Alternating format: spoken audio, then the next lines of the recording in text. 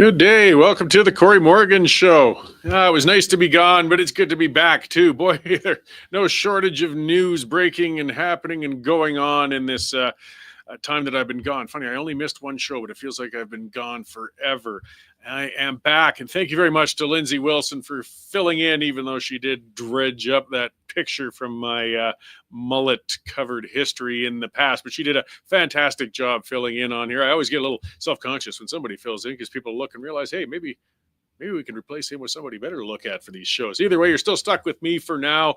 Get over it. So yeah, we got a packed show as always. Like I said, so much breaking in the news, so much going on.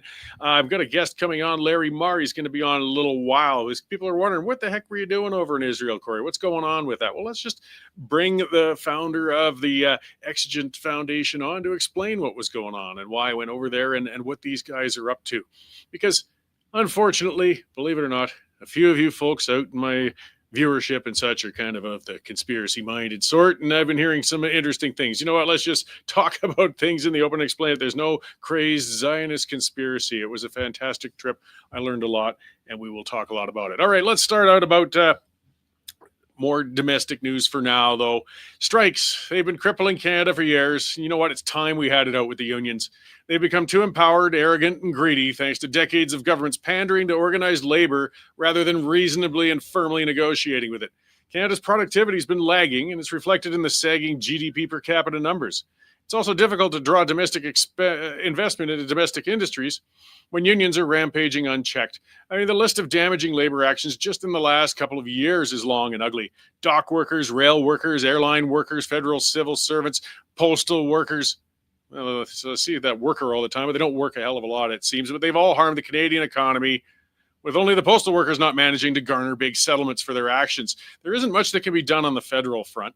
Carney's averse to taking strong stances in general as he tries to borrow Canada into prosperity. He hasn't the fortitude to battle with labor unions.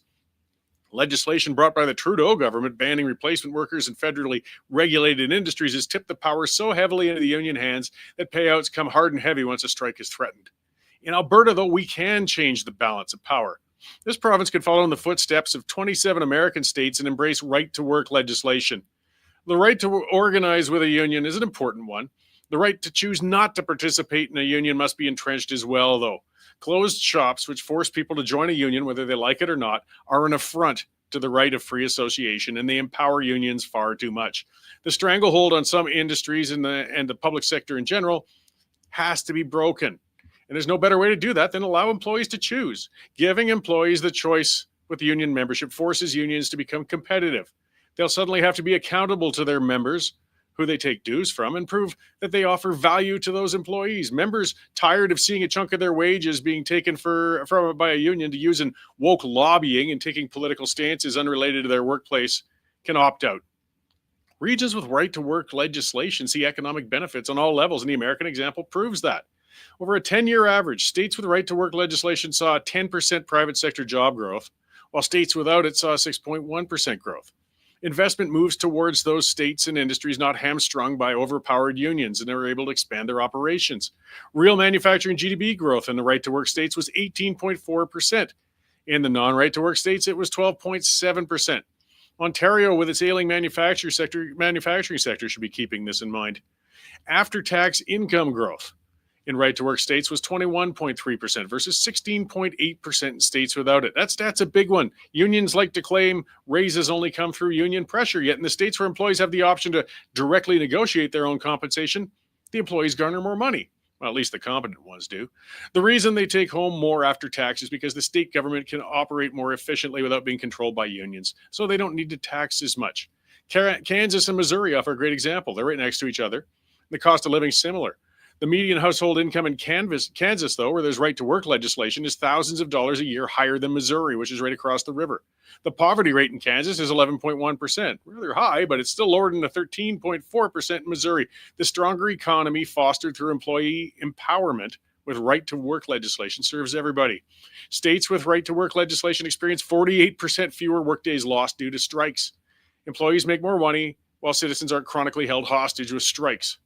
Everybody wins, at least everybody aside from the union executives who profit on labor unrest. So in Alberta, Gil McGowan heads the Alberta Federation of Labor. His organization takes a little bite out of the wages of almost every union member in the province, and he has guaranteed spots on the executive of the NDP.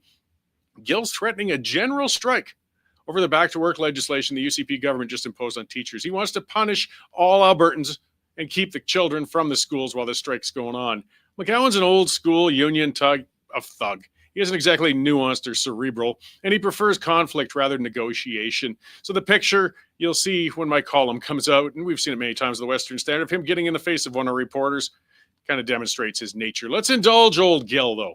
Dare him to have over 300,000 union members walk off the job in Alberta. Let them show the millions of Albertans who pay their bills just how entitled and belligerent these unions are.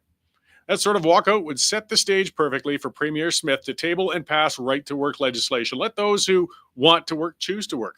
All of Alberta would be better for it, and Gil will suddenly have to serve his members rather than blow dollars with self-serving protests.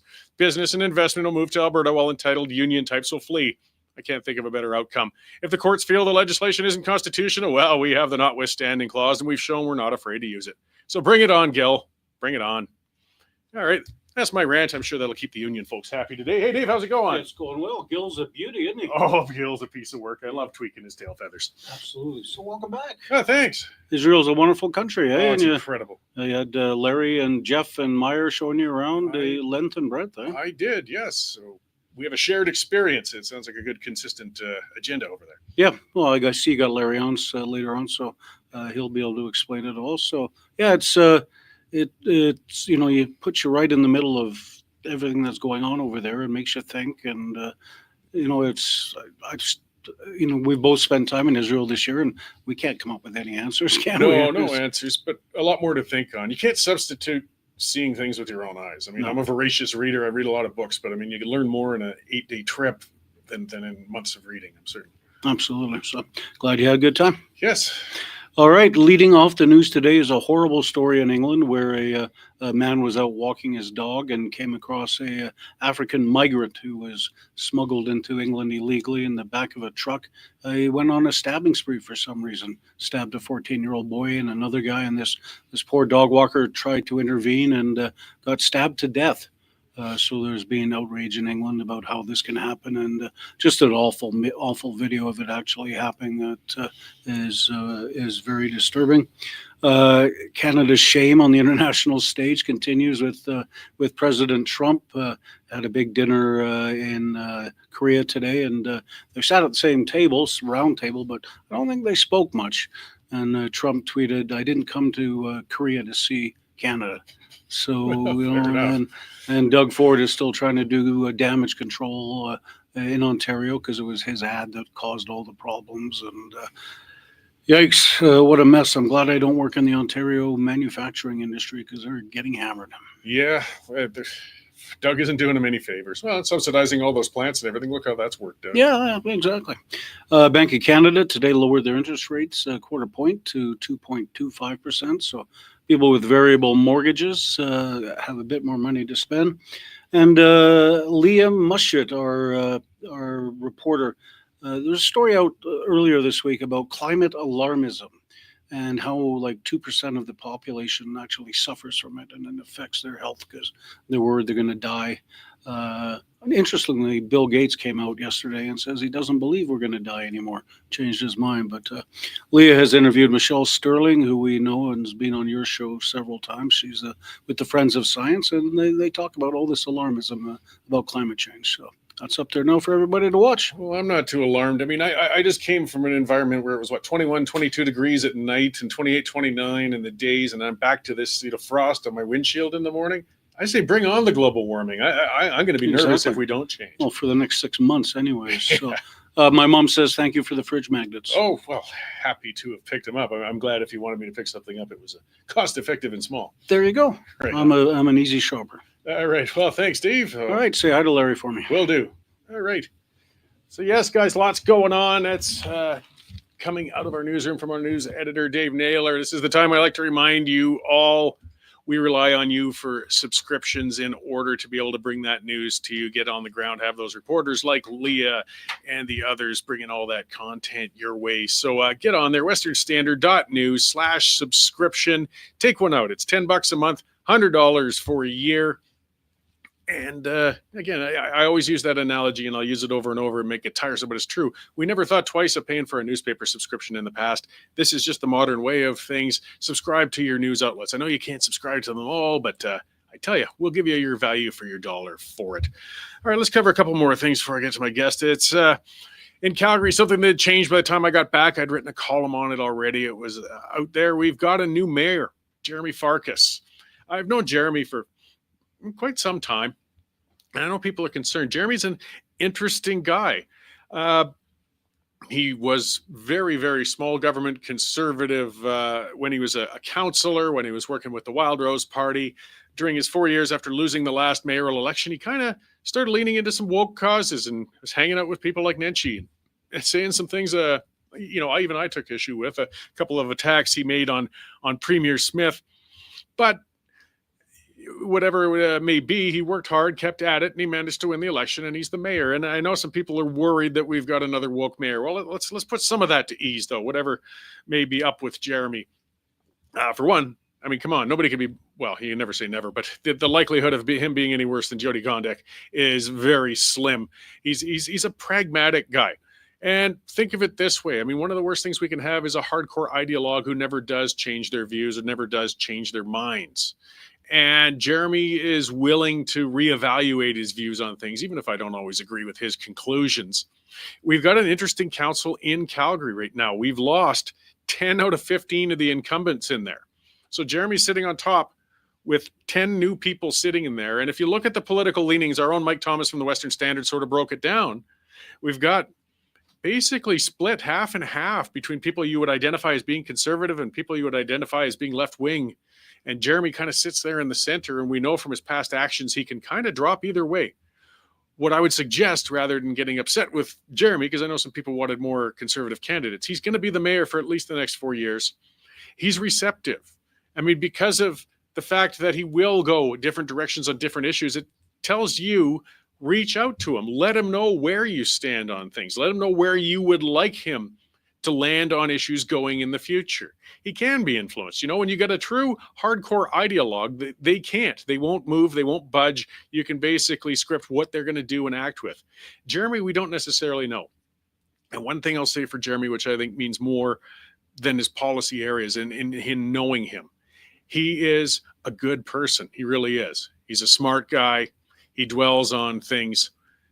Might not always make the right choice, but he's always genuine. I mean, we've had enough of the self-serving, of the corrupt and those types, and I've never seen a glimmer of any of that sort of behavior out of Jeremy.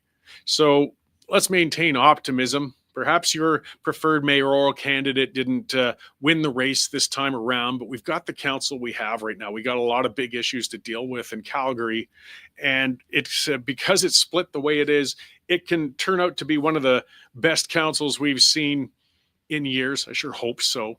Or it could turn out terrible and dysfunctional, and they'll all be fighting with each other as they can be inclined to. Who knows? But we can have an impact. You can have an impact between elections. Just sitting back and watching is ensuring that somebody else gets the mayor's ear and pushes him perhaps in a direction that doesn't represent you or reflect what you're thinking.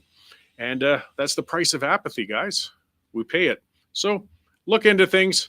Check things out. Council will be sitting, and the municipal budget and all that good stuff will be coming soon. All right, so let's get on with other things. As I said earlier, yes, I vanished for a bit. I don't tend to. I had gone to Israel. I was posting a lot of things from there. Some people were wondering, what the heck is Cory doing over there? What's going on? What's this about? And, well, it was an opportunity that came about thanks to the Exigent Foundation and Larry Maher. And, you know, I can't think of a better way to explain it than then bring Larry on and talk about what those guys do and why they would sponsor to bring a nutcase like me over to Israel to tour around and look at a few things and learn some stuff. So let's bring Larry in and have a conversation there. Hey, Larry, thanks very much for joining me today. Hey, Cory, how are you? Thank you for having me. Oh, very good. Thanks. I have just recovered from the jet lag, so I'm almost awake now. It's been much better. Great. So, I mean, I guess just to begin with, I'll start with the why. You and Vivian were the founders of the Exigent Foundation. Why did you feel compelled to begin this organization? It was shortly after, as you know, October 7th, I was seeing what was going on in Ontario and Toronto specifically with a lot of the protests happening. And I was speaking to friends and family, and I realized that this was going to get a lot worse. And some people didn't believe me. They didn't really understand why. So I decided that I would take a small group of journalists to Israel to basically give them a little bit of an education as to the extremism that surrounds Israel in the Middle East and how it's been here for decades in Canada, in North America, and was going to show its ugly face through our institutions, which we're now seeing through universities, through schools, unions, you name it. And that was the purpose of why we started these missions to Israel. Well, and personally, I mean, I thought it was very effective. I already had my views and opinions, but still, there's only so much I could know. And as I said to Dave just before that with the check-in, you can't beat having your feet on the ground, talking to other people, and just seeing for yourself. And I mean, I want to, clarify that with some people. I mean, you guys weren't there to indoctrinate us. I wasn't sitting there being grilled with lectures or told what to do. You just kind of brought us around and gave us a wide variety of things to see over there. Yeah, I mean, we went, as you know, we went down south. We went to the Gaza border. We went up north to Lebanon, Syria, Jordan. I mean, that was all done within 4 or 5 days. You see how small the country is, and you had an opportunity to speak to Israelis as well as I believe you spoke to a couple Palestinians, one that used to live in Gaza, one now in Ramallah, and one actually a Palestinian Christian that converted from Muslim to Christianity. I know a couple in the group had an opportunity to speak to. So yeah, it's quite the experience and eye opener. And like you just mentioned earlier with Dave, you can read a book, and books for days and months, but the experience of traveling, at least for me, there's nothing beats that. No, and part of what you list on the site and what you kind of alluded to earlier too, I mean, a lot of what I've heard from other people is, well, what does it matter to me? What does it mean to me? I'm not worried about that. That's over there. That's their problem. And this extremism is spilling over, as you pointed out, into our universities, into our media over here, onto our streets. In Israel, we got to see the worst possible outcome of it when it's actually spilled out in a massive, horrific terrorist attack. But we have to be able to point out to people that we aren't insulated from this. That same ideology is over here, even if it's not as immediately vicious. Exactly. I mean, I brought, now it's about 50 members from Canadian media across Canada, all different, from BC to Quebec, Ontario, yourself from Alberta, a number of people from Alberta, different walks of life. And they're able to apply the extremism, these situations that happen in their own communities, and they see how it's coming from the Middle East, this extremist ideology. You can call it, it doesn't matter if it's the far left or the far right. They both have these extreme ideologies. Neither one of them is good. And, the issue that me personally now on a personal level is we don't see very much happening in the center and being able to have a dialogue with people on both sides of the aisle. It's either one extreme, or if you're not on that side, you're an extremist on the other side.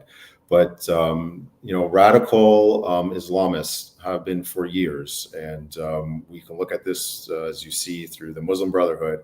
They have been infiltrating our institutions. And people need to start waking up and understand what's going on. As I've said before, in the Middle East, the violence is very different than the indoctrination that they're using here in the West. They do it in a different way. They've learned how to latch on to our liberal ideas and our democracies and use those against us, unfortunately. Yeah, and bringing us over there, I think at least helped for some who might not know necessarily, like just it is a liberal democracy over there. I mean, it's got challenges, but it's a welcoming place, meeting the people. I mean, Tel Aviv was something else. And something I noticed while walking down the street was a couple of, everybody's beautiful out there, it seems, but a couple of nice looking young men, quite enamored with each other, sitting on a bench, having a good time. That's fine, but that couldn't happen anywhere else in the Middle East. Like this bastion of freedom for some people of oppressed minorities. I mean, if Israel disappeared, the Middle East is going to be a much worse place.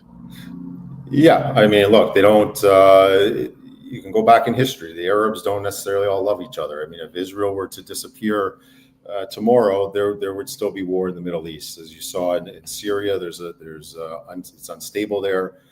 You have Sunnis and Shiites fighting each other. You have ISIS and Al Qaeda that are fighting each other. You have factions. You have about 12 different factions or 15 different factions in Gaza that are fighting with each other and with Hamas. I mean, Lebanon is trying to stabilize itself by attempting to disarm Hezbollah. It's a very, very unstable situation. And, Israel, as I mentioned to you before, this is not a mission to talk about politics. Where, every country's got its own issues. You can agree with a government, just like our government here, or disagree with it. And it's the same for Israel. There, it's about the experience of what Israelis are facing as a democracy in the Middle East, and those challenges that they have are coming over here, and they've already come here, and hopefully it's not too late to deal with them. And being able to meet different people and talk with them and get perspectives. God, I'm so terrible with names. I should have written in my notes. The gentleman who took us on the tour of the kibbutz and that got hit so hard, we met him at Vivian's place as well.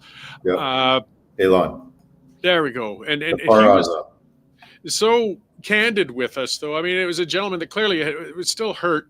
Such a vicious, horrible experience, yet quite blatantly just saying it's got to end. Like he doesn't want more war. He's saying we've got to find a way out of this. Like that picture some people are pointing that Israelis are vengeful or want this battle to go on. I mean, I imagine there's a handful that are that way, but I didn't meet that. I saw people who were wounded and just wanted resolution, though nobody can quite see exactly how to get there yet. No, exactly. I mean, look, Ilan, staying in Kfar Aza, that particular kibbutz, they used to have Palestinians from Gaza that would work every day on the kibbutz in a variety of different roles. They were getting paid to do it, and to an extent, they were friends. This was going on for years, and when you stand there at that gate and behind you is the horrors of October 7th, and you look straight ahead and you see Gaza. I mean, Cory, if that was your house, where he's still not living there. He hasn't been living there for 2 years. And you look across, I mean, there's a whole thought. I mean, even when I look across, is how secure is the border right now if I were to move back into my home, into this kibbutz? So I don't know how you felt when you see the horror around you and you look across and you see Gaza. That there's a lot of uncertainty. Well, that's it. I mean, we've never had to experience that in Canada, not that sort of fear. I guess some people would feel there was a sense of complacency that allowed things to build up as badly as they did in Gaza until it spilled over in that worst possible way with the horrific activities of October 7th. So you can see why there's support to somehow eliminate the threat, somehow eliminate Hamas. And yeah, it's easy to say that, but when it's not like a conventional war. The people you're fighting against are intermixed among some innocent civilians. How do you pick them out of the bunch? But you can't just leave it. How do people move back? How do people relax again until they feel it's been resolved? It's just such a mire. It is. I mean, a great example of what you're just saying right now is when we spoke to Izam, the Palestinian that now lives in Ramallah. And I believe you asked the question. You said, can you name any leadership either in Gaza or in the West Bank, if there was complete peace right now, that he could name to govern the Palestinians in either Gaza or the West Bank or both? And what was his answer? He didn't have an answer. There's nobody. And so there's not only infrastructure problems, there's governing problems, there's corruption. It's been going on for decades and decades and decades. So there's a lot of issues other than rebuilding Gaza and ending this war. But the Palestinians themselves don't have any clear leadership. I mean, their Mahmoud Abbas he's a terrorist. He's a pay for slay. His PhD that he wrote was the denial of the Holocaust. And he hasn't called elections in decades. And the second person that the Palestinians are insisting, even Hamas, that could possibly run would be Marwan Barghouti, who's serving, I think, 5 or 6 life sentences in Israeli jail right now. So there's an issue. So I don't know what the answer is, and I don't know. Maybe you have some suggestions.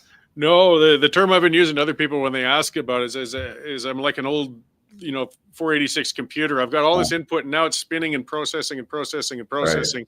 Right. I haven't figured out how to. I mean, hey, I'd be making far more money or in a better position if I was smart enough to find a solution for that. Okay. But I'm closer to it. I've learned a lot. Something I thought might show a glimmer on where we should start looking. Maybe when we drove up through Haifa and Jeff pointed aside, here's the town I live in. And right next door, there's another town with minarets, and it's an Arab town. I mean, people, again, forget it's not a exclusively Jewish country. 18% of the country is Arab. Those towns, I mean, they're not integrated, but they're not or weren't at each other's throats either. Like, there's got to be room for the communities to live next to each other without trying to kill each other. I imagine attitudes between those two towns are different than those between Gaza and Israel itself, but maybe it's some of those relationships we could start looking at and trying to figure out how we could try and make some of these things work. Yeah, I mean, like, look, I don't know. I know a little bit what's going on in Alberta, but I can tell you in Ontario, on any given day here, we have protests not in the hundreds anymore, maybe in the thousands. Pro Hamas rallies, pro-terrorist rallies, whatever you want to call them. And I believe, if someone can correct me if I'm wrong, there has not been one protest in Israel by any pro-Hamas crowd in any Arab village since October 7th. So this is a problem that's happening here in the West, because that's not happening in Israel. Arabs and Israelis and Christians and Jews are able to live side by side. They get along. And I'll also point out, not only there are no protests in Israel, on 2 different occasions where I've been in Israel, on one occasion, Hezbollah had fired, I think it was around 20 rockets while we were heading up north. One of the rockets, a couple of them actually landed in the village next to where we were going, an Arab village, killed, I believe he was 21 years old. One of the journalists had said to myself and another person, what would Hezbollah say knowing that they killed an Israeli Arab? And the answer was, they don't care. They don't care if you're Arab, they don't care if you're Christian, and they don't care if you're Jewish or what you are, straight, gay, doesn't matter. And the same thing as when we went up north in Migdal Shams. Hezbollah fired rockets, landed in a schoolyard, in a soccer yard, that killed 10 or 12 Druze children while they were playing soccer. These are not Jews. They are targeting anything and anybody in Israel, period. The existence of Israel is not in their vocabulary. No, and I mean, something that really drove me nuts prior to the trip, and even more so now, is the people even trying to soft sell or deny or undercut the atrocities of what happened on October 7th. You could differ with Israeli policy or even, the existence of Israel, even, which, I don't, but I mean, some people could, but to try and even slightly justify what happened that day. And I mean, boy, you guys didn't sugarcoat it for us, but we needed to see that for anybody who's seen, that horrific video and see the sights, the music festival, the kibbutz, and it should change anybody's perspective if they're human. And I think just we need more outreach to people to understand whatever the solution is to this. Actions like that can never be accepted, and it's never be a course of action for changing a state. I agree with you 100%. I mean, Israel is a sovereign state. It's a nation. It's been around since 1948, and it was invaded by a government of Hamas. They sent thousands of people in and invaded a sovereign state. They didn't hold them hostage in Israel. They brought them back across their border, and they've held them hostage even till today, dead or alive.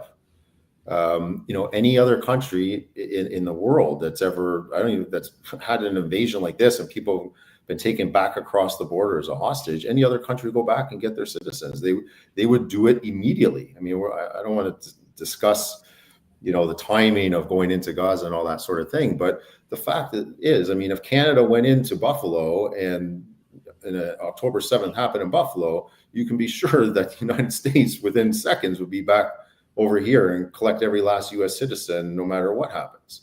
And the same for most countries around the world. So this whole narrative that's going on right now, to me, is absolutely ridiculous, and I don't even entertain it. No, and it's maddening. Thankfully, at least the living hostages are back, as horrible with what they had to endure, and hopefully the last of the remains come in. Yep. Just a lot of people might not realize just how sacred the remains are for Jewish people as well. I mean, it's sacred for everybody with their family members, but even more so in that case. But either way, I've run out the segment. I appreciate you taking the time. I really appreciate you bringing myself and Dave out there. It was enlightening. I feel I'm better. I don't have the answers, but I'm a little bit closer to it than I had been prior to going. Before I let you go, where can people find information on the foundation to find out more about it or support it or anything of that sort? They can go to exigentfoundation.org and they will find the information on there, and they can send us emails, donations, whatever they like. All right. Well, excellent. Thank you very much again, Larry. Hope we get to talk again sometime soon, and please keep up that good work. For sure. Thanks, Cory. Appreciate it. Great. Thank you. All right. Talk to you. All right, guys. Yeah, just one more time. That was Larry Maher, and it's the Exigent Foundation.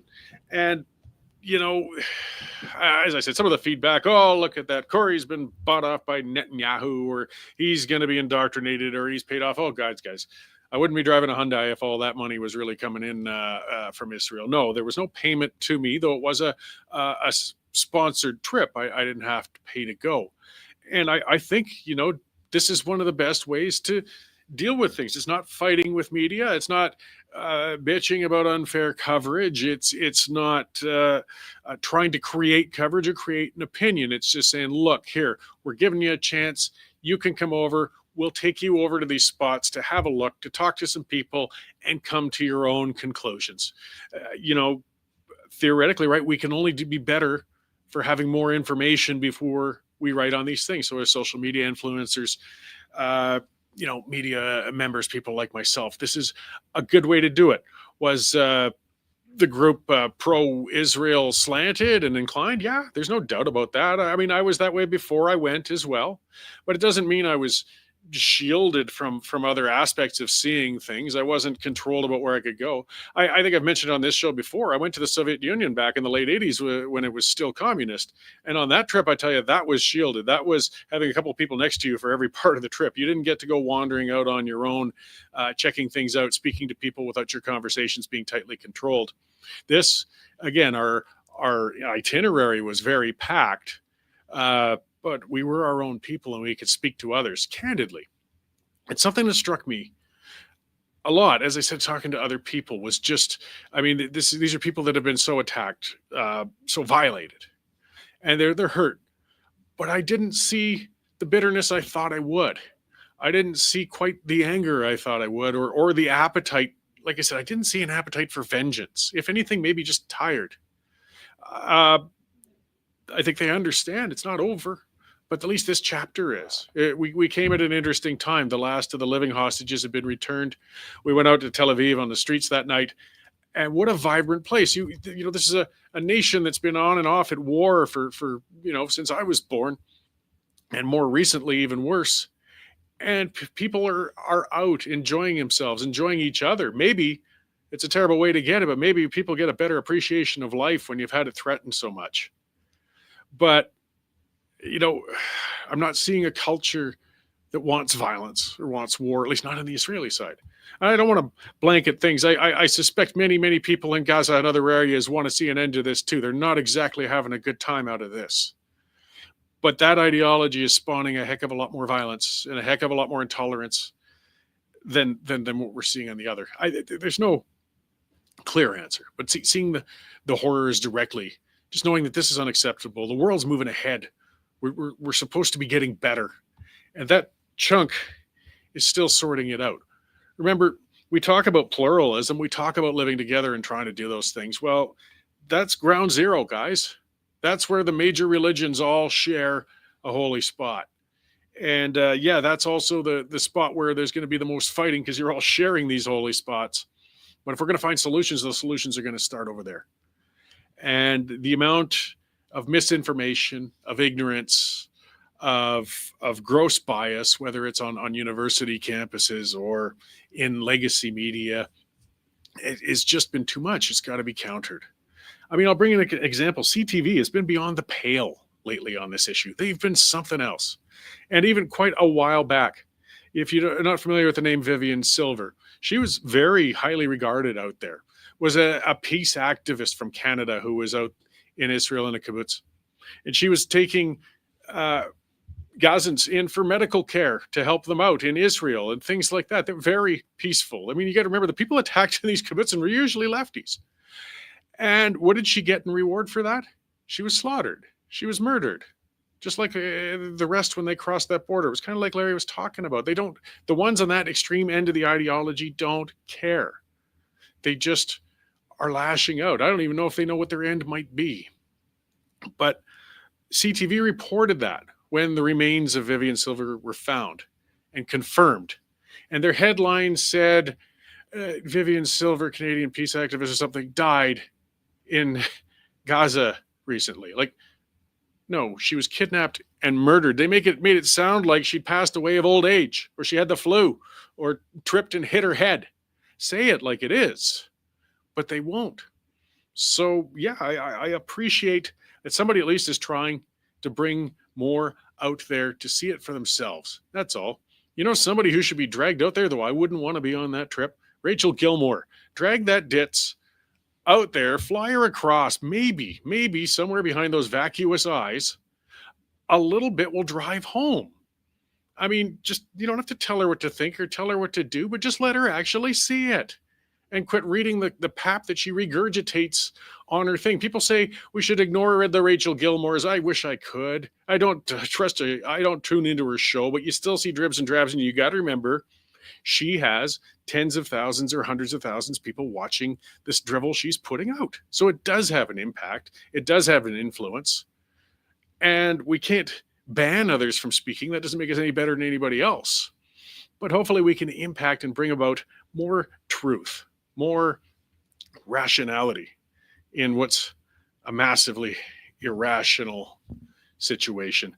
All right, I gotta bring things a little back home again. There's, like I said, so much been going on. I got a backlog going on. We've got a teacher strike. We got the teachers were forced back to school today by Premier Smith with back to work legislation. And then she's taken off to Saudi Arabia. Now, look, this trip was scheduled probably a year ago for Premier Smith because people are saying, oh, look at that. She lobs a turd into the punch bowl and then takes off overseas. Well, there's not much more she can do over here.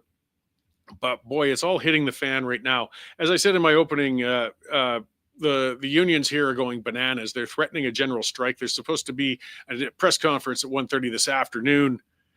We'll see what happens. I mean, will this happen? Alberta's never had a general strike before. As I said in my monologue, I don't know. I'm not totally averse to this because maybe it's time to talk about people realizing some hard realities, finding some truth. Premier Smith, my main criticism of her since she's become premier has been that she hasn't cut the civil servants enough. She hasn't brought the budget closer to being under control. We're running a deficit in Alberta. We're supposed to be better than that. Well, maybe if these civil servants walk out and people realize just how little they were bloody well doing, there's going to be a lot more public appetite to say, you know what, I bet we can shave 10% out of there, or 15 or 20. They're not going to make themselves more popular with the citizens of Alberta by doing this. We've got a larger culture war going on here. This strike with the teachers, because people are scratching their heads, and I'm seeing that from Albertans, because they were offered a lot of what they claimed they were asking for. They were offered a 12% raise. It would have made them the highest paid teachers in Western Canada, 6-figure incomes, summer off, fall off, Christmas off, spring break off. Like I said, Ethel Merman's birthday, you get that off. The teachers seem to get every bloody day off. Less and less days they're working every year. More money, huge pension, a commitment to hire 3,000 more teachers, a commitment to hire 500 more educational assistants a year, and they turned it down. Why? Well, we're seeing that because what their real fight is, what they're most upset about, is the expansion of alternative education, charter schools, private schools. That's where their beef is. They want a monopoly. They want it all. They want the ability to have full control over your children, because that's where you start, right? If you can get them when they're being educated, you can impose the ideology. And let's talk about ideological battles, right? What's been going on with this Israel situation, things like that, people on either side of it. Let parents choose. And if a school's being too biased, let them move to a different school. Commenter rucking around, yes. What's my vision of a streamlined government for an independent Alberta?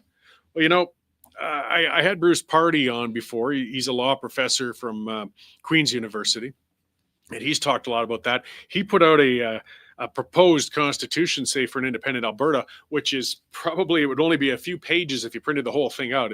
Very, very limited. He would like to see an absolute minimalist government, and then any extra thing the government should do, it should be the reverse order. They have to make the case to us as to why the government should take these things on, rather than, you know, we have to have this bloated government and try to beg and fight and scrap to reduce the amount of reach and bloat and expense that they're providing us. I envision maybe nothing quite as stripped down as what Mr. Party is proposing. But yeah, I think we can get away with a heck of a lot less than what we have. I've talked about that before. You know, there's different systems out there. We got to examine different systems. Canada's system, we know, is imperfect, far from it. And we can't change the Constitution. We know that. We tried with Charlottetown, Beach Lake. Those are modest changes. We failed.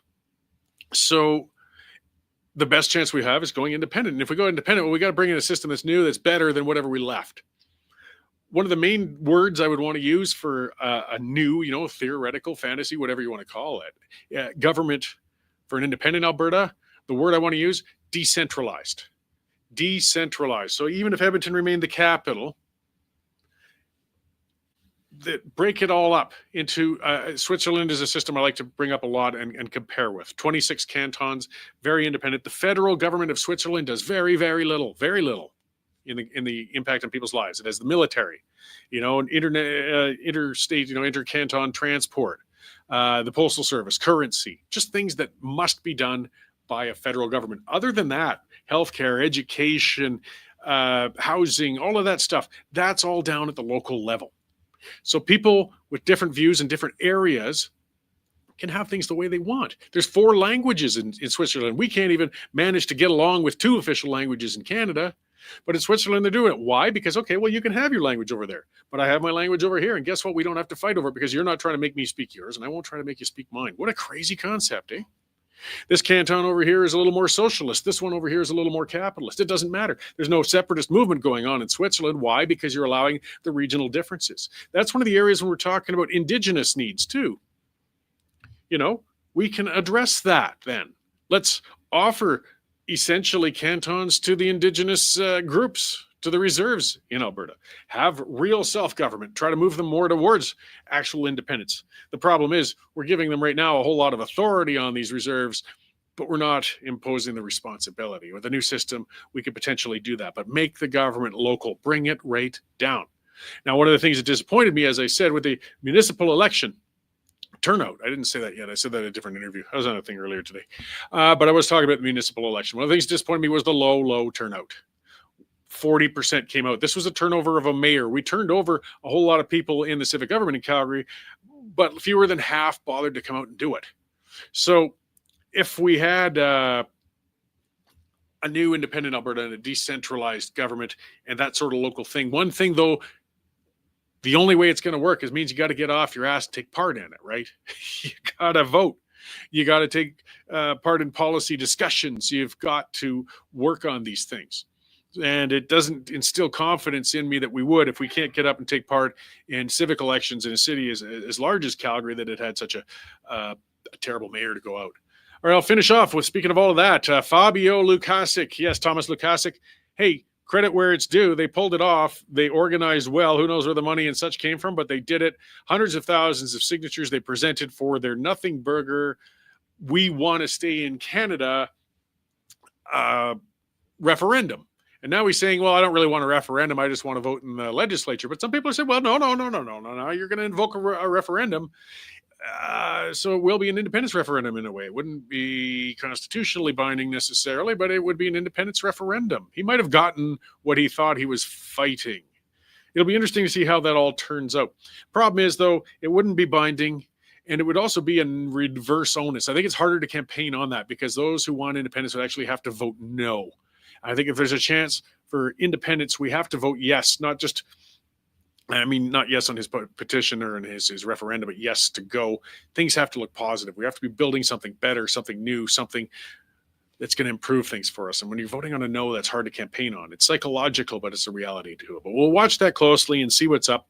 Keep an eye on the news. Watch for the pipeline coming up. We're going to be breaking down some more issues with our panel, and keep an eye on the Western Standard. As I said, there's some press conferences coming out and things breaking today, and we will have that coverage as soon as it comes out. So thank you for tuning in today, guys. It's great to be back, and I will see you all again next week at this time.